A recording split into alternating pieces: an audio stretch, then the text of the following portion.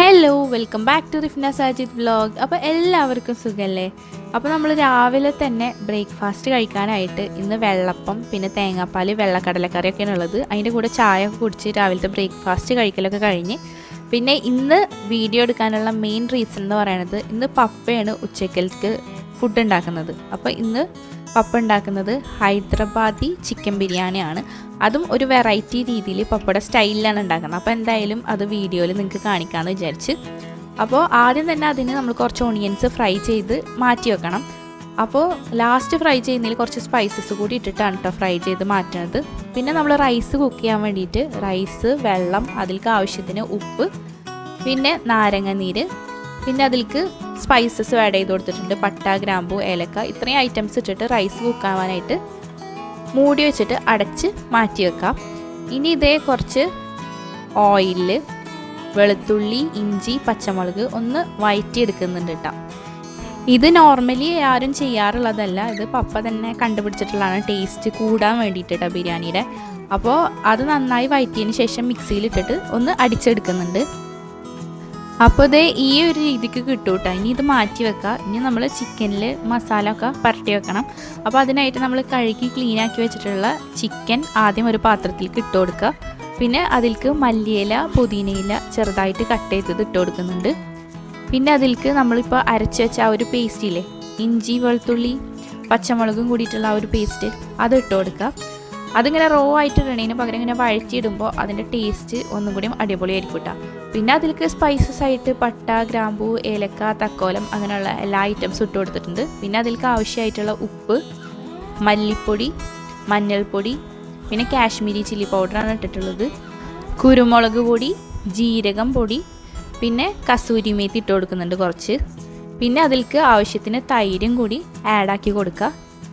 പിന്നെ അതിലേക്ക് ചെറിയ ജീരകം, പെരിഞ്ജീരകം, പിന്നെ ഒരു നാരങ്ങ നീര് ഒഴിച്ചു കൊടുക്കുന്നുണ്ട്. പിന്നെ നമ്മൾ നേരത്തെ ഫ്രൈ ചെയ്ത് വെച്ചിട്ടുള്ള ഈ ഒണിയനില്ലേ, അതിൻ്റെ ഒരു 1/4 ഭാഗം നമ്മൾ ഇതിലേക്ക് ഇട്ട് കൊടുക്കുന്നുണ്ട് കേട്ടോ. നമ്മൾ ഈ ബിരിയാണിയിൽ ചിക്കൻ ഇങ്ങനെ റോ ആയിട്ട് തന്നെയാണ് ദമ്മ് ഇടാൻ വേണ്ടി വെക്കുന്നത് കേട്ടോ. എന്നിട്ട് അതിൽ കിടന്ന് കുക്കാവുകയാണ് ചെയ്യുക. അപ്പോൾ നമുക്കിനി ഫൈനലി ചോറൊക്കെ സെറ്റ് ചെയ്ത് മുകളിലിടാൻ മാത്രം കുറച്ച് ഫ്രൈഡ് ഓണിയൻ മാറ്റി വെച്ചാൽ മതി. അല്ലാത്തതൊക്കെ നമ്മൾ ഇതിലിപ്പോൾ ഇട്ട് കൊടുക്കുന്നുണ്ട്. ഇനി ഇതെല്ലാം കൂടിയിട്ട് നന്നായിട്ട് ഒന്ന് മിക്സ് ചെയ്ത് മാറ്റി വെക്കണം കേട്ടോ. പപ്പ ഇടയ്ക്കൊക്കെയാണ് ഇങ്ങനെ ഓരോ ഐറ്റംസ് ഉണ്ടാക്കുക, പക്ഷേ ഉണ്ടാക്കുന്നതൊക്കെ നല്ല അടിപൊളി ടേസ്റ്റ് ആയിരിക്കും. അപ്പോൾ ഇത് ഏത് പാത്രത്തിലാണോ ദം ചെയ്യാൻ വെക്കണമെന്ന് വെച്ച് കഴിഞ്ഞാൽ അതിൽ നമ്മൾ ഫസ്റ്റ് തന്നെ ആ ഒരു ചിക്കൻ്റെ മസാല ആക്കിയിട്ടുള്ളത് വെച്ച് കൊടുത്തിട്ടുണ്ട്. പിന്നെ കുറച്ച് ഫ്രൈഡ് ഓണിയൻസും നെയ്യും ഇട്ട് കൊടുത്തതിന് ശേഷം നമ്മൾ കുക്ക് ചെയ്ത് വെച്ചിട്ടുള്ള റൈസ് അതിൻ്റെ മുകളിലായിട്ട് ഇട്ട് കൊടുക്കുന്നുണ്ട് കേട്ടോ. അപ്പോൾ ഈ ഒരു റൈസ് കംപ്ലീറ്റ്ലി ഫില്ലാവുന്ന പോലെ തന്നെ ഇട്ട് കൊടുത്തിട്ടുണ്ട്. പിന്നെ അതിൻ്റെ മുകളിലായിട്ട് ആവശ്യത്തിന് നെയ്യ് ഒഴിച്ചു കൊടുക്കുക. പിന്നെ അതിൻ്റെ മുകളിൽ ഒഴിക്കാൻ വേണ്ടിയിട്ട് തൈരും മഞ്ഞൾപ്പൊടിയും കൂടിയിട്ട് കുറച്ച് വെള്ളം ഒഴിച്ചിട്ട് നന്നായി മിക്സ് ചെയ്തിട്ടാണ് കേട്ടോ മുകളിൽ ഒഴിച്ചു കൊടുക്കുന്നത്. നമ്മൾ സാധാരണ മഞ്ഞൾപ്പൊടി കുറച്ച് വെള്ളത്തിൽ മിക്സ് ചെയ്തിട്ടല്ലേ ഒഴിക്കൽ.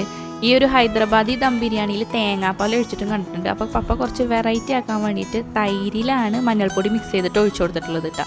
പിന്നെ അതിൻ്റെ മുകളിലായിട്ട് നമ്മൾ ഫ്രൈ ചെയ്തിട്ടുള്ള ഒണിയൻസ് കുറച്ച് ഇട്ട് കൊടുത്തിട്ടുണ്ട്. പിന്നെ മല്ലിയില, പുതിനയില കട്ട് ചെയ്തത് ഇട്ട് കൊടുത്തിട്ടുണ്ട്. പിന്നെ ഇതേ ബിരിയാണി എസെൻസ് ആണ് കേട്ടോ നമ്മൾ അതിൻ്റെ മുകളിലായിട്ട് ഒഴിച്ചു കൊടുക്കുന്നത്. ഇത് നല്ല അടിപൊളിയാണ്, നിങ്ങളും ട്രൈ ചെയ്ത് നോക്കി. എനിക്കിങ്ങനെ പൈനാപ്പിൾ എസെൻസ് ഒന്നും ബിരിയാണിയിൽ ഒഴിക്കുന്നത് അത്ര ഇഷ്ടമില്ല കേട്ടോ. പക്ഷേ ഈ ബിരിയാണി എസെൻസ് ഒഴിക്കുമ്പോൾ ഭയങ്കര ഒരു സ്മെല്ലാണ് ഇത് ഓപ്പൺ ആക്കുമ്പോൾ തന്നെ. പിന്നെ അതിൻ്റെ മുകളിൽ വീണ്ടും കുറച്ച് നെയ്യ് ആഡ് ചെയ്ത് കൊടുത്തിട്ട് പിന്നെ നമ്മൾ ഫോയിൽ പേപ്പർ വെച്ചിട്ട് കവർ ചെയ്യുന്നുണ്ട് കേട്ടോ ദം ചെയ്യാൻ വേണ്ടിയിട്ട്. പിന്നെ അതിൻ്റെ മുകളിലായിട്ട് വേറൊരു പാത്രം വെച്ച് കവർ ചെയ്തിട്ട് അത് ഉറപ്പിൽ നിൽക്കാൻ വേണ്ടിയിട്ട് നമ്മൾ കനമുള്ള എന്തെങ്കിലും വെച്ച് കൊടുക്കണം. അപ്പോൾ അങ്ങനെ വെച്ച് കൊടുത്ത് ഇത് നമ്മൾ അടുപ്പത്താണ് കേട്ടോ കുക്ക് ചെയ്തെടുക്കുന്നത്. അപ്പോൾ ആദ്യത്തെ ഒരു 10 മിനിറ്റ്സ് നമ്മൾ നല്ല തീയിൽ വെച്ചിട്ട് പിന്നെ കനലിലാണ് 1 മണിക്കൂർ കുക്ക് ചെയ്തെടുക്കുന്നത്. അപ്പോൾ ഇവിടെ നമ്മൾ ചിക്കനൊന്നും ഫസ്റ്റ് കുക്ക് ചെയ്യണില്ലല്ലോ, ഇതിൽ വെച്ചിട്ട് തന്നെ കുക്കായി വരികയല്ലേ ചെയ്യേണ്ടത്. അപ്പോൾ അങ്ങനെ 1 മണിക്കൂറിന് ശേഷം നമ്മളെ കുളിയും കാര്യങ്ങളൊക്കെ കഴിഞ്ഞ് ഫുഡ് കഴിക്കാൻ നേരത്ത് ദമ്മൊക്കെ പൊട്ടിക്കുകയാണ് കേട്ടോ. അപ്പോൾ ആദ്യം തന്നെ ഇതിൽ നിന്ന് കുറച്ച് റൈസ് നമ്മളെടുത്ത് മാറ്റണം, എന്നാലാണ് നമുക്ക് ബാക്കിയെല്ലാം കൂടി മിക്സ് ചെയ്യാൻ പറ്റുള്ളൂ കേട്ടോ. കാരണം ഇതിൽ ഫുള്ളായിട്ട് ഇരിക്കുകയല്ലേ. പിന്നെ ഈ വൈറ്റ് റൈസിൽ നിന്ന് കുറച്ച് മാറ്റി വെക്കാമെന്ന് വിചാരിച്ച് റുവ ബേബിക്ക് കഴിക്കാൻ വേണ്ടിയിട്ട്. അപ്പോൾ അങ്ങനെ കുറച്ച് റൈസ് മാറ്റി വെച്ചിട്ടുണ്ട്. അപ്പോൾ റുവ ബേബി ആണെന്നുണ്ടെങ്കിൽ ഇവിടെ നിന്നിട്ട് നോക്കുകണ്ട എന്തൊക്കെയാണ് ചെയ്യണത് എന്നുള്ളതൊക്കെ നോക്കിയിട്ട് നിൽക്കുന്നുണ്ട് നല്ല കുട്ടിയായിട്ട്. ചോറ് കഴിക്കാനൊക്കെ റെഡി ആയിട്ട് കേട്ടോ. അപ്പോൾ അവളോട് പറഞ്ഞു കൊടുത്തിട്ടുണ്ടായിരുന്നു ഇന്ന് പപ്പയുടെ സ്പെഷ്യൽ ബിരിയാണിയാണ്, അത് കഴിക്കാമെന്നൊക്കെ പറഞ്ഞിട്ട്. അങ്ങനെ പിന്നെ പപ്പ വന്ന് പപ്പയാണ് മിക്സിങ് കാര്യങ്ങളൊക്കെ ചെയ്യണത്. എനിക്ക് എപ്പോഴും തോന്നിയിട്ടുണ്ട് കേട്ടോ, ഇങ്ങനെ ബിരിയാണിയും അങ്ങനെയുള്ള റൈസൊക്കെ കൂടുതലും മിക്സ് ചെയ്യാനും വിളമ്പാനൊക്കെ കൂടുതൽ എക്സ്പേർട്ട് ആണുങ്ങളെ ഇരിക്കും എന്നുള്ളത്. ഞാൻ കണ്ടിട്ടുള്ളതൊക്കെ കൂടുതലും അങ്ങനെയാണ്. ഇപ്പോൾ താത്ത അളിയനൊക്കെ ആകുമ്പോൾ അളിയനാണ് അങ്ങനത്തെ ഒരാളെയൊക്കെ ചെയ്യാറ്.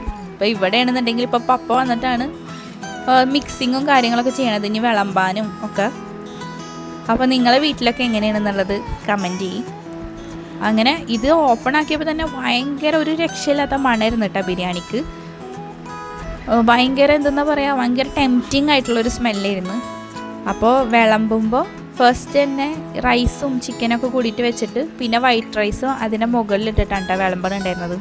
ഇതിൽ പിന്നെ നമ്മൾ വേറെ ഫ്രൈഡ് ഓണിയൻസ് ഒന്നും ഇട്ട് കൊടുക്കുന്നില്ല, കാരണം ഓൾറെഡി ഒരുപാട് ഫ്രൈഡ് ഓണിയൻസ് വെച്ചിട്ടാണ് ഇത് ഉണ്ടാക്കിയിട്ടുള്ളത് ഈ റൈസ്. പിന്നെ ഉമ്മ ഇതേ കച്ചമ്പർ ഉണ്ടാക്കാനുള്ളതൊക്കെ അരിയും ഉണ്ടാക്കുകയൊക്കെ ചെയ്യുന്നുണ്ട്. ആ ടൈമിൽ ഞാൻ കുറച്ച് പപ്പടം പൊരിക്കാമെന്ന് വെച്ചിട്ട് ഈ ലവ് ഷേപ്പിലുള്ള പപ്പടമല്ലേ, ഇങ്ങനത്തത് ഞങ്ങൾക്ക് ഭയങ്കര ഇഷ്ടമുണ്ട്, നമുക്ക് വെറുതെ കഴിക്കാനും നല്ല ടേസ്റ്റാണ്. അപ്പോൾ അതും പൊരിച്ചിട്ടുണ്ട്. അങ്ങനെ ഓൾ സെറ്റായി. ഇനി ബിരിയാണി കഴിച്ചു നോക്കുക എന്നുള്ളതാണ് നെക്സ്റ്റ് പാർട്ട്. അങ്ങനെ എല്ലാവരും കൂടി ഫുഡ് കഴിക്കാനിരുന്ന് അങ്ങനെ ഞാൻ ട്രൈ ചെയ്ത് നോക്കി. എന്തെന്നാ പറയുക, നല്ല അടിപൊളി ടേസ്റ്റ് ആയിരുന്നു കേട്ടോ. എനിക്ക് മിക്കപ്പോഴും പപ്പ ഉണ്ടാക്കണ എല്ലാ ഫുഡും ഇഷ്ടമാണ്.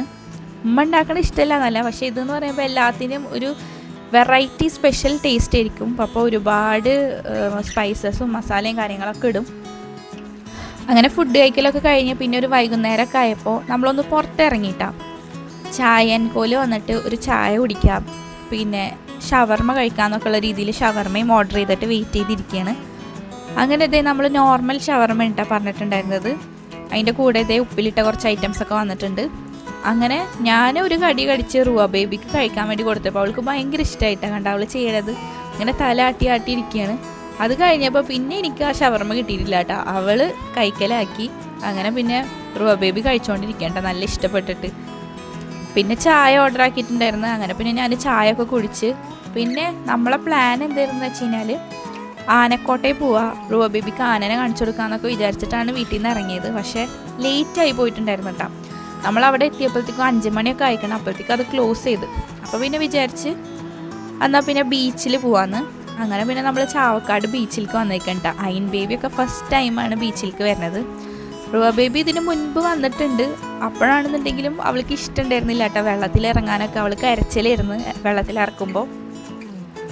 അങ്ങനെ നമ്മളിവിടെ എത്തിയിട്ട് പപ്പ പറയണ്ടായിരുന്നു റുവാനൊക്കെ വെള്ളത്തിലിറക്കുക കൊണ്ടുപോവാന്നൊക്കെ പറഞ്ഞ്. അപ്പോൾ ഒരു സൺസെറ്റൊക്കെ ആവുന്ന ടൈമിലാണ് നമ്മളവിടെ എത്തിയിട്ടുണ്ടായിരുന്നത്. അപ്പോൾ ഇങ്ങനെ കാണാൻ നല്ല രസമായിരുന്നു കേട്ടോ. അപ്പോൾ നമ്മൾ ഈ ഒരു ടൈമിൽ പോയ കാരണം കൊണ്ട് തന്നെ നമുക്ക് ഈ വൈബും കിട്ടും. പിന്നെ നൈറ്റ് അവിടെ അടിപൊളിയാണല്ലോ, ലൈറ്റും കാര്യങ്ങളൊക്കെ ഇട്ടിട്ട്. അപ്പോൾ അതും കിട്ടും. അപ്പോൾ ഇത് പപ്പ റുവ ബേബിനായിട്ട് അങ്ങോട്ട് പോകുന്നുണ്ട് ബീച്ചിൻ്റെ അവിടേക്ക്. അപ്പോൾ റുവാക്കാണെന്നുണ്ടെങ്കിൽ പേടിയാണെന്ന് തോന്നുന്നുണ്ട് കേട്ടോ. അവൾക്കത് വേണ്ടാന്ന് പറഞ്ഞിട്ട് നോ നോ നോ എന്ന് പറഞ്ഞുകൊണ്ടിരിക്കുന്നു പപ്പനോട്. അതേപോലെ അവൾക്കൊരു പേടിയുള്ള പോലെയാണ് നിൽക്കണമുണ്ടായിരുന്നത് കേട്ടോ.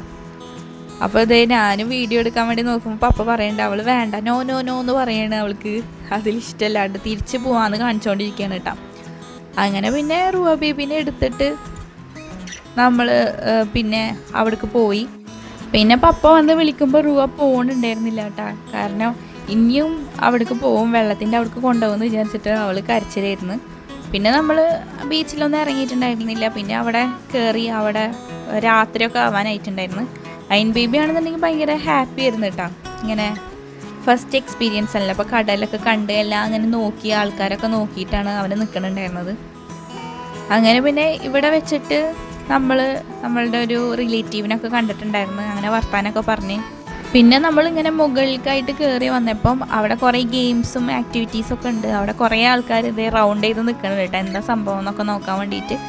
പിന്നെ ഇതിൻ്റെ തന്നെ ലെഫ്റ്റ് സൈഡിലായിട്ടാണ് അവിടെ പാർക്കൊക്കെ കാണുന്നുണ്ടായിരുന്നു. അപ്പോൾ പിന്നെ എന്തായാലും റുവ ബേബിനായിട്ട് അവിടെ ഇറങ്ങാം, പാർക്കിൽ അവൾക്ക് ഇഷ്ടപ്പെടുമല്ലോ. അപ്പോൾ ഓരോന്നിലും അവളെ ഇരുത്താമെന്നൊക്കെ വിചാരിച്ചിട്ട് ഫസ്റ്റ് തന്നെ ഈ ഒരു ഊഞ്ഞാലിലാണ് ഇരുത്തിയിട്ടുണ്ടായിരുന്നത്. അപ്പോൾ അവൾക്ക് നല്ല ഇഷ്ടപ്പെട്ടിട്ടുണ്ടായിരുന്നു കേട്ടോ ഇതിലിങ്ങനെ ആടാൻ വേണ്ടിയിട്ട്. അവൾ നന്നായിട്ട് തന്നെ എൻജോയ് ചെയ്തിട്ടാണ് അതിലിരിക്കണുണ്ടായിരുന്നത്. ആദ്യം സ്റ്റാർട്ടിങ്ങിൽ ഇരുന്നപ്പോൾ ചെറുതായിട്ട് ചിരിയൊന്നും ഉണ്ടായിരുന്നില്ല മുഖത്ത്. പിന്നെ അവൾക്ക് ഇഷ്ടപ്പെട്ട്. അങ്ങനെ പിന്നെ അതിൽ നിന്ന് ഇറങ്ങാൻ സമ്മതിക്കണുണ്ടായിരുന്നില്ല കേട്ടോ. കുട്ടികളാണെന്നുണ്ടെങ്കിൽ വേറെ കുട്ടികൾ അവിടെ ഇങ്ങനെ വെയിറ്റ് ചെയ്തിട്ട് നിൽക്കണ്ടായിരുന്നു, ഓരോരുത്തർ ഇറങ്ങുമ്പോൾ അടുത്ത ആൾക്ക് കയറാൻ വേണ്ടിയിട്ട്. അങ്ങനെ പിന്നെ റുവ ബേബീനെ എടുക്കാന്ന് പറഞ്ഞിട്ട് എടുക്കാൻ നോക്കുമ്പം അവൾ വരുന്ന തന്നെ ഉണ്ടായിരുന്നില്ല. അതിൽ തന്നെ ഇരിക്കാൻ വേണ്ടിയിട്ട് പറഞ്ഞുകൊണ്ടിരിക്കുകയായിരുന്നു. അപ്പോൾ ഇനി അപ്പുറത്തെ സൈഡിൽ സ്ലൈഡും കാര്യങ്ങളൊക്കെ കാണുന്നുണ്ട്. അപ്പോൾ അതിൽ കയറ്റി തരാമെന്നൊക്കെ പറഞ്ഞിട്ട് അവളെ ഊഞ്ഞാലമെന്ന് ഇറക്കിയിട്ടാണ്. അപ്പോൾ തന്നെ വേറെ കുട്ടി അതിൽ കയറി ഇരുന്നിട്ടുണ്ട്. അപ്പോൾ അയിൻ ബേബിനായിട്ട് കുറച്ച് ടൈമൊക്കെ ഇങ്ങനെ അയിന്നൂന് അവിടെയൊക്കെ കാണിച്ചു കൊടുത്ത് സ്പെൻഡ് ചെയ്ത്, പിന്നെ ഇതേ റുവ ബേബിനായിട്ട് ഈ ഒരു ഫ്രോഗിൻ്റെ ഷേപ്പിലുള്ള സ്ലൈഡ് ഉണ്ട്. അതിൻ്റെ ഉള്ളിലേക്ക് നമുക്കും കയറാൻ പറ്റും. എന്നിട്ട് അവിടുന്ന് സ്ലൈഡ് ചെയ്ത് വരാൻ പറ്റുന്ന ഒരു സംഭവം കേട്ടോ. അപ്പോൾ ഞാനും റുവ ബേബിൻ്റെ കൂടെ അതിൻ്റെ ഉള്ളിൽ കയറി. അപ്പോൾ അവിടെ ഒരു കുട്ടി ഓൾറെഡി സ്ലൈഡ് ചെയ്യാൻ വേണ്ടി നിൽക്കായിരുന്നു. അത് കഴിഞ്ഞപ്പോൾ ഇതേ റുവ ബേബിനെ ആക്കുകയാണ് കേട്ടോ. അപ്പോൾ പപ്പൊക്കെ നിന്നിട്ടാണ്, എന്നാലും അവൾക്ക് നല്ല പേടിയുണ്ട് കേട്ടോ അതിൽ സ്ലൈഡ് ചെയ്യാൻ വേണ്ടിയിട്ട്. അങ്ങനെ പിന്നെ ഒറ്റ പോക്കാണ് പോയിട്ട് ഭയങ്കര സ്പീഡിൽ. പിന്നെ അവൾക്ക് അത് അത്ര ഇഷ്ടപ്പെട്ടില്ല. പിന്നെ നമ്മൾ അവൾക്ക് കയറാൻ പറ്റിയ വേറെ എന്തെല്ലാം നോക്കുമ്പോൾ പിന്നെ ഒക്കെ വലിയ വലിയ സ്ലൈഡുകളാണ്, വലിയ കുട്ടികൾക്ക് പറ്റിയതാണ്. അപ്പോൾ പിന്നെ അതിലൊന്നും ഇരുത്തില്ല. പിന്നെ നമ്മൾ ഈ ഒരു സംഭവം കണ്ട് ഇതിൽ നമുക്ക് ജസ്റ്റ് ബേബീനെ ഇരുത്തിയിട്ട് ഇങ്ങനെ ആട്ടി കൊടുക്കാൻ പറ്റും. അപ്പോൾ അത് ഇഷ്ടപ്പെടുമെന്ന് വിചാരിച്ചിട്ട് ഇരുത്തിയതാണ്. പക്ഷെ ഇങ്ങനെ ആട്ടി കൊടുത്തപ്പോൾ അവൾക്ക് പേടിയാവണ്ട ചെയ്തത് അതിലിരിക്കാൻ വേണ്ടിയിട്ട്. അപ്പോൾ അവളിങ്ങനെ സൗണ്ട് കരഞ്ഞുകൊണ്ടിരിക്കുകയായിരുന്നു, അവൾക്ക് വേണ്ട എന്നുള്ള ഇതിൽ. ചെറുതായിട്ട് ഇഷ്ടമുണ്ട്, എന്നാലും അവൾക്ക് പേടിയുണ്ട് എന്നുള്ള പോലെയായിട്ട് ഇരിക്കണ്ടായിരുന്നു. അപ്പോൾ പിന്നെ നമ്മൾ അതിൽ നിന്ന് ഇറക്കി. പിന്നെ നമ്മൾ അവിടെ തന്നെ ഒരു കഫേ ഉണ്ടായിരുന്നു. അപ്പോൾ അവിടെ നിന്ന് എന്തെങ്കിലും വാങ്ങാമെന്ന് വിചാരിച്ചിട്ട് ഈ ഒരു കോസ്റ്റ് 46 എന്ന് പറഞ്ഞിട്ടുള്ള കഫേ ആയിരുന്നു കേട്ടോ. അപ്പോൾ അവിടുന്ന് നമുക്കിത് അവിടെ തന്നെ ഇരുന്ന് കഴിക്കാനുള്ള സ്ഥലവും കാര്യങ്ങളൊക്കെ ഉണ്ട്. പക്ഷെ നമുക്ക് വാങ്ങിച്ചിട്ട് പോകാമെന്നുള്ള രീതിയിൽ പോപ്കോണാണ് വാങ്ങിച്ചിട്ടുണ്ടായിരുന്നത്. അപ്പോൾ റുവ ബേബിക്കാണെന്നുണ്ടെങ്കിൽ അത് അങ്ങനെ തന്നെ അവൾ ഒറ്റയ്ക്ക് കയ്യിൽ പിടിക്കണം. അപ്പോൾ അത് പോകുമെന്ന് പറഞ്ഞിട്ട് നമ്മളൊന്ന് സപ്പോർട്ട് ചെയ്ത് പിടിക്കുമ്പോൾ അത് സമ്മതിക്കണില്ല കേട്ടോ. അങ്ങനെ ഒറ്റയ്ക്ക് ഇരുന്ന് കഴിക്കുകയാണ്. അങ്ങനെ പിന്നെ നമുക്ക് കാറിൽ കയറി എല്ലാവരും അതൊക്കെ കഴിച്ച് വീട്ടിലെത്തിയത് 2 കുട്ടീസിനും ഡ്രസ്സൊക്കെ ചേഞ്ച് ചെയ്ത് കൊടുത്ത് നമ്മളും ഡ്രസ്സൊക്കെ മാറി. അപ്പോൾ അത്രയ്ക്കാണ് ഇന്നത്തെ ഈ ഒരു ഡേയിലെ വിശേഷങ്ങൾ. അപ്പോൾ ഈ ഒരു വീഡിയോ നിങ്ങൾക്ക് എല്ലാവർക്കും തന്നെ ഇഷ്ടപ്പെട്ടിട്ടുണ്ടാവും എന്ന് വിചാരിക്കുന്നു. ഇഷ്ടപ്പെട്ട് കഴിഞ്ഞാൽ ലൈക്ക്, ഷെയർ, സബ്സ്ക്രൈബ്.